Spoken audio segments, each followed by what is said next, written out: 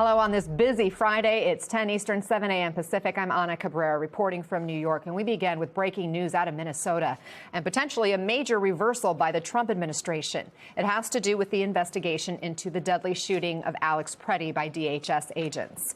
Federal authorities were initially blocking Minnesota law enforcement from this investigation, but the Minnesota Star-Tribune reports that the FBI is now readying a potential joint probe with the state, and this is according to two people with direct knowledge of the agreement. This move comes just days after Trump border czar Tom Homan announced DHS would slightly scale back its presence in the Twin Cities, decreasing by 700 officers. Let's go to Minnesota with MS Now reporter Nnamdi Egwuonwu. We're also joined by MS Now's Jacob Soboroff, who recently returned from Minneapolis, and former Manhattan Assistant DA Rebecca Roiphe. Nnamdi, what are we learning about this now potential shift in the investigation into Alex Preddy's death? Well, Anna, what we're learning is that the Minnesota Bureau of Criminal Apprehension, which had long been sidelined into the investigation over this shooting, is now going to be a joint participant alongside the FBI. That's according to the Minnesota Star-Tribune. We have not independently verified this report, but it, of course, comes after months or weeks of the state leaders calling for that sort of collaboration. It also comes days after Tom Homan had praised a growing working relationship with local leaders here, talking about unprecedented collaboration and cooperation that at least led in part to a reduction of several hundred agents that had been stationed in the Twin Cities. So all of this comes amid this growing working relationship and a dynamic that Tom Homan says is helping lead to sort of these joint investigations or partnerships along federal and state officials here. It's unclear if that investigation, this joint cooperation, is going to extend beyond the death of Alex Preddy. You know, there had also been calls for a long time now for also a joint investigation into the death of Renee Good. It's unclear if that will happen, but I will at least say, based on my conversations with protesters on the ground here who have been for weeks, again, asking for this, it feels like a positive development, but the consistent question we're hearing is, why now? Take a listen. Well, I think that's a great thing. It's just, why is it taking so long? It should have happened that day. It should have happened that moment. And what do you think is behind this shift? I really don't know. All I can say, or hope I can say, is because of pressure on people and pressure on our government to do the right thing here and investigate this killing, this murder. I don't know why it changed, but I'm glad it did.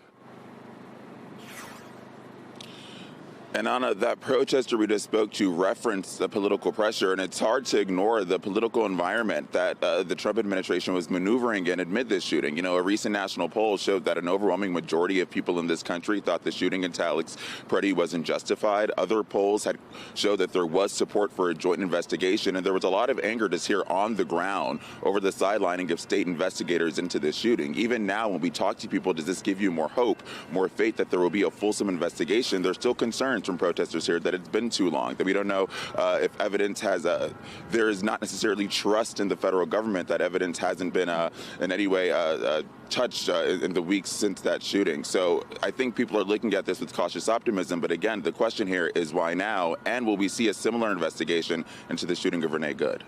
Yeah, how's it going to proceed? We will be on it. Thank you, Nnamdi Egwuonwu, for bringing us those latest details. So, Rebecca, how do you see it? How significant is it if, in fact, the federal government reversed course? Well, this is a return to normal. I mean, this is the way that things normally should proceed and do proceed. And so I think that is a good thing. I think people are right to question why it took so long, given that this is the way that the default and the way that normally law enforcement handles these things. They cooperate between federal and state authorities. So it's good to see it. But again, why did this proceed in such an unusual way?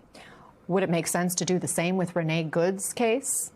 Absolutely. And whenever there's a kind of shooting like this, there should be a joint investigation and there should be full cooperation between state and federal authorities. We are waiting to hear anything from officials on the ground to confirm this reporting and get more details. So we're going to continue to follow that reporting. I know Nnamdi's digging into it as we speak. Jacob, let me turn to your reporting, because we know so many families have been affected by this DHS surge in Minneapolis. And you were following the story of a father and his 2-year-old who were detained just last month, similar to Liam Conejo Ramos's story. Tell us about what they have gone through.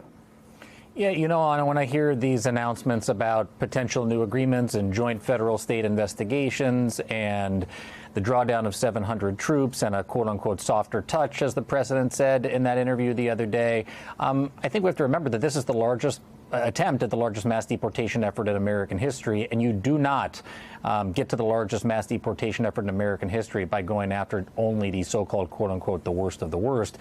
And that includes children. And whether it is Liam Ramos or 2-year-old Chloe and her father Elvis, these stories continue to emerge. And this one happened for us by happenstance. Connor Barrick and I, the photographer, were driving around South Minneapolis on January 22nd. I think we have some video of that day. And I show up to this alley, and on the left-hand side of the vehicle, I see, and Connor sees, ICE watchers blowing whistles, many federal agents up the alley. And it turns out the people that they were going after were not violent criminals at all, but a father and a son, 25-year-old, a father and a daughter, 25-year-old, and two who were out to buy a piece of fruit. Kay Guerrero from MS Now, the extraordinary producer, obtained surveillance footage, which you can see by scanning that QR code on the bottom right-hand part of your screen to watch our full report in the 7-minute documentary that shows the tactics that were used here. And they smashed the window. They took 2-year-old Chloe and her father Elvis, and it led to a whole series of events unfolding, which I'll tell you about in a minute. But let's listen to what Elvis told me from inside county jail in Sherburne County, Minnesota, just the other day about what he went through. Watch this.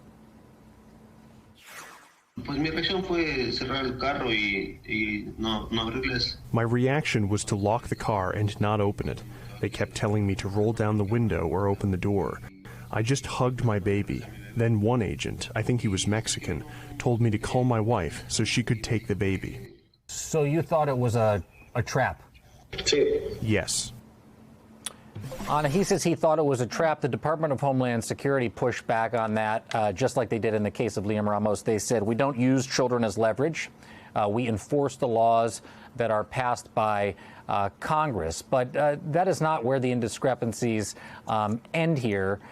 They sent, as I mentioned, Elvis and Chloe both to Texas, despite a judge's order that insisted that they keep father and daughter in Minneapolis. Here's what Elvis says about being sent to Texas despite the judge's order. Did they tell you, Elvis, that they had sent you to Texas against the order of a judge, that they were not supposed to do it? Did they tell you that you were there by mistake? No, they only said we had to go back, nothing else. What are the consequences of this? One senior HHS official who I knew during the family separation policy, Jonathan White, said to me at the time, harming children means a century of suffering. Harming children means a century of suffering. And whether it is Liam or Chloe or any of the other kids who are in the record number of children in ICE detention right now, as part of this mass deportation effort, no matter who's in charge, whether it's Greg Bavino, what uniform they're wearing, or Tom Homan wearing a suit, they can't get to mass deportation without these kids, and that's what we're seeing play out. So scan that QR code and read the rest of the story, watch the rest of the documentary. It's such powerful reporting, Jacob. Rebecca, here we have no criminal record. Again, it's one of these cases, and yet this father, this child were swarmed by at least 6 federal agents. I think there's some frustration with people hearing the administration say over and over again that they're taking a targeted approach, and yet we keep seeing more cases of people with no kind of criminal record actually being impacted here, especially young children now getting caught in the middle of this. When it comes to immigration action, why does it seem like the administration always gets the benefit of the doubt in the legal system? Well, you know, we have these administrative warrants that Congress has allowed the authorities to use against immigrants even when they are not criminals, and that has been historically used with some kind of caution. And I think this administration is pushed through their agenda, is pushing that to a different level. And so that's why we're seeing a kind of disconnect between the deference that we normally give these officials and what's actually going on. And I think at some point there will be judicial scrutiny into this, and there will be a lot of eyes, not just on the human rights problems, but perhaps the legal problems, constitutional problems with how these are being conducted. And we do know that courts are taking a look, and they are pushing back when they believe there's been an unconstitutional move made. But it's a little too late for some of these families who've already been traumatized. Jacob Soboroff, Rebecca Roiphe, got to leave it there for now. Thank you so much.